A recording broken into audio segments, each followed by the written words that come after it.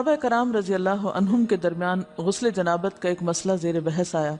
ایک گروہ کہتا تھا کہ غسل صرف دخول پہ فرض ہو جاتا ہے، انزال شرط نہیں، یعنی واٹر ڈسچارج جو ہے وہ ضروری نہیں۔ دوسرا گروہ بیان کرتا تھا کہ وجوب غسل کے لیے دخول کے ساتھ انزال بھی شرط ہے۔ یہ طویل مباحثہ کسی فیصلہ کن صورت پر منتج نہ ہوا۔ آخر قرار پایا کہ ام المومنین حضرت عائشہ رضی اللہ عنہا سے دریافت کیا جائے۔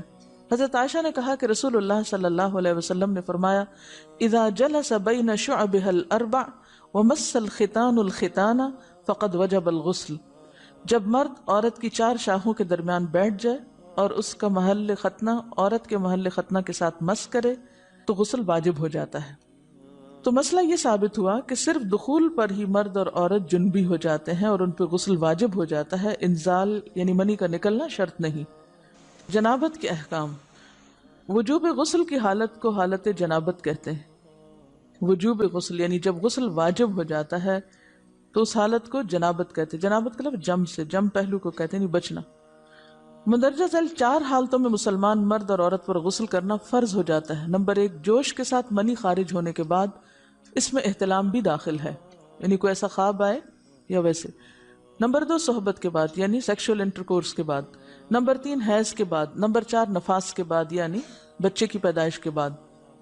اس میں یاد رکھیے کہ بہت سے لوگ پوچھتے ہیں کہ اگر خواتین انٹرنل چیک اپ کرواتی ہیں تو کیا اس سے غسل واجب ہوتا ہے؟ تو کوئی غسل واجب نہیں ہوتا جب تک کہ ان 4 چیزوں میں سے کوئی چیز نہ ہو۔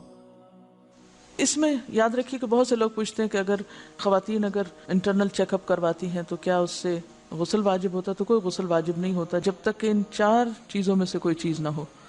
صرف منی خارج ہونے سے بات نہیں، بلکہ جوش کے ساتھ منی خارج ہونے کے بعد غسل واجب ہوتا ہے۔ رسول اللہ صلی اللہ علیہ وسلم نے فرمایا، جب تم عورت کی 4 شاخوں کے درمیان بیٹھ کر صحبت کرو تو تم پر غسل واجب ہو گیا اگرچہ منی نہ نکلے۔ آپ نے غور کیا ہوگا کہ طہارت کے مسائل بہت تفصیل کے ساتھ اور اپنے اندر بہت ڈیٹیلز رکھتے ہیں، اور بہت سے موضوعات ایسے ہیں کہ جو انسان کی ظاہری زندگی نہیں بلکہ اس کی نجی اور ذاتی زندگی سے متعلق بھی ہیں، لیکن اس طرح پبلکلی ان کو پڑھانا اور ان کو سکھانا یہ بھی ایک ضرورت ہے، کیونکہ آپ صلی اللہ علیہ وسلم نے انصار کی خواتین کی تعریف کی کہ انصار کی خواتین کتنی اچھی ہیں جنہیں حیا دین کا علم حاصل کرنے سے نہیں روکتا۔ تو سوال یہ پیدا ہوتا ہے کہ آخر اتنی تفصیلات کیوں؟ اور بعض لوگ اس کو ناپسندیدہ قرار دیتے ہیں، تو ایسا کرنا ناسمجھی کی علامت ہے۔ ہم دیکھتے ہیں کہ انسان اگر اللہ کے بتائے ہوئے طریقے کے مطابق زندگی بسر کرتا ہے تو اس میں خیر ہی خیر ہے، اور وہ صرف خیر اس کی اپنی ذات تک نہیں رہتی، بعض اوقات دوسروں کی بھلائی کا ذریعہ بھی بن جاتی۔ عورت کو بھی احتلام ہوتا ہے۔ ام المومنین حضرت سلمہ رضی اللہ عنہا روایت کرتی ہیں کہ حضرت ام سلیم نے رسول اللہ صلی اللہ علیہ وسلم سے کہا، اے اللہ کے رسول، یقیناً اللہ حق سے نہیں شرماتا، یعنی حق بات اور ایک ضروری بات جو ہے اس کو واضح کرنا ضروری ہوتا ہے، اور اس معاملے میں شرم سے کام نہیں لینا چاہیے، کہیں ایسا نہ ہو کہ انسان انجانے میں غلط کام کرتا رہے۔ تو یہ کہہ کر انہوں نے مسئلہ پوچھا، کیا عورت پر غسل ہے جبکہ اس کو احتلام ہو؟ آپ نے فرمایا ہاں، لیکن جب پانی کا نشان دیکھے یعنی منی دیکھے۔ اس پر حضرت ام سلمہ نے شرم سے منہ چھپا لیا اور عرض کیا، اے اللہ کے رسول، کیا عورت کو بھی احتلام ہوتا ہے؟ آپ نے فرمایا ہاں ہوتا ہے، تیرا داہنا ہاتھ خاک آلود ہو، یعنی یہ ایک پیار کی ڈانٹ تھی۔ اور اس میں ہو سکتا ہے کہ مزاج کا فرق ہو، بعض خواتین کے ساتھ ایسا نہ ہو اور بعض کے ساتھ ایسا ہو، لیکن اس میں جو اصل چیز ہے وہ ایکسیسو واٹر ڈسچارج ہے۔ اس میں کہیں ایسا نہ ہو کہ لیکوریا وغیرہ کے ساتھ اس کو ریلیٹ کر دیا جائے، دونوں چیزوں میں فرق ہے۔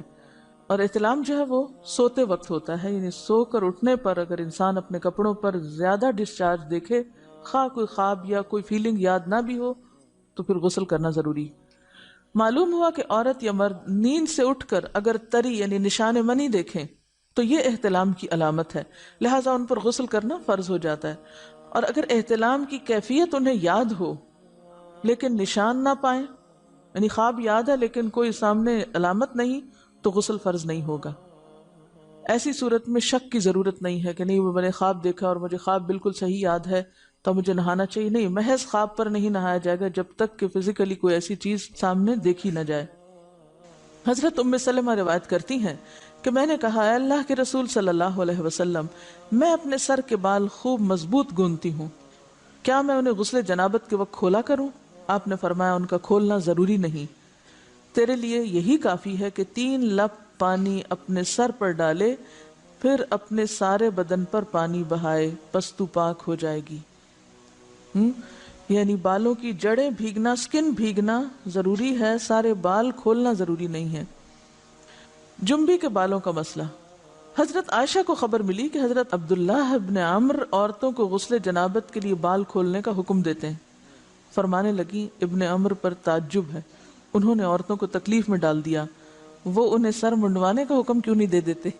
یہ حضرت عائشہ کی ڈانٹ تھی، یعنی وہ یہ تو کہنے کہ عورتیں بال کھول کھول کے نہائیں، تو وہ پھر سیدھا یہی کہیں کہ عورتیں بال منڈوا لیں۔ میں اور رسول اللہ صلی اللہ علیہ وسلم ایک ہی برتن میں غسل کرتے، اور میں اپنے بال کھولے بغیر سر پر 3 چلو سے زیادہ پانی نہیں ڈالتی تھی۔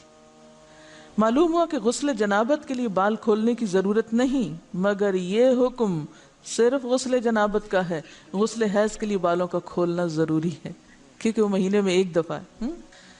حضرت عائشہ سے روایت ہے کہ انہیں رسول اللہ صلی اللہ علیہ وسلم نے غسل حیض کے لیے فرمایا اپنے بال کھولو اور غسل کرو۔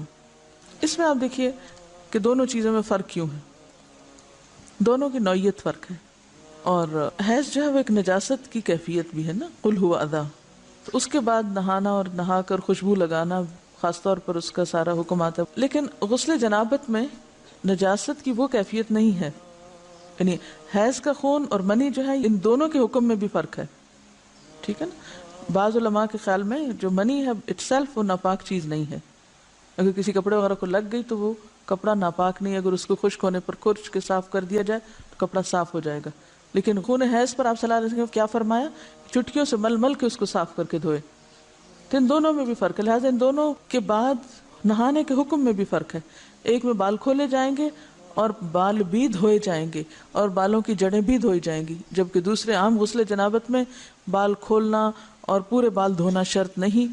بہت سی بچیاں ایسی جن کی شادی ہوتی ہے اور اس کے بعد انہیں ان مسائل کا پتہ نہیں ہوتا، یا تو وہ شرم کے مارے نہاتی نہیں، یا نہاتی ہیں تو پھر وہ پورے پورے بال دھو دھو کے سکھانے میں اور ان چیزوں میں اتنا وقت ضائع کر دیتی ہیں کہ پھر بعضوں کا شوہر کی نافرمانی اور آپس کے تعلقات میں ٹینشن، لوگوں کا خوف۔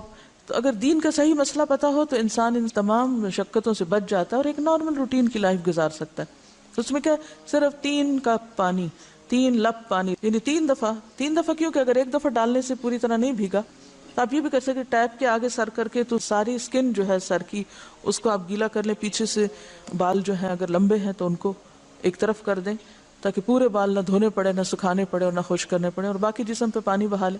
دوسری صورت یہ ہے کہ مگ میں پانی لے کے تو اس کو آپ تھوڑا تھوڑا کر کے پورے کو ایک دفعہ کریں، پھر اس کے بعد دوبارہ کریں اور تیسری دفعہ رول کر کے بالوں کو پیچھے سے شاور کیپ ڈال لیں اور باقی جسم پھر دھو لیں۔ شاور کیپ سے کیا ہوتا ہے عام طور پر کہ پیچھے کے جو سارے لمبے بال ہیں پھر وہ نیچے گر کے گیلے نہیں ہوتے، وہ آپ کے سر پہ ہی ٹک جاتے ہیں، تو سر کی سکن دھوئیں اور بالوں کو جوڑے کی شکل میں باندھ کے اوپر شاور کیپ پہن کے پھر باقی جسم کو اچھی طرح دھو لیں۔ تو اس میں آپ دیکھیں کہ جب بالکل سر کے سکن کا حصہ ہی تر ہوگا، اور یہ 3 دفعہ کرنا ہوگا، ایک دفعہ سے نہیں کام چلے کہ 3 دفعہ کرنا، تاکہ کوئی بھی بال برابر جگہ سکن کی خشک نہ رہ جائے۔ تو اس سے کیا ہوگا کہ جتنا کم بال گیلے ہوں گے اتنے کم دیر میں ان کو خشک بھی کیا جا سکتا ہے اور کسی بھی مشقت کے بغیر انسان نماز پڑھ سکتا ہے۔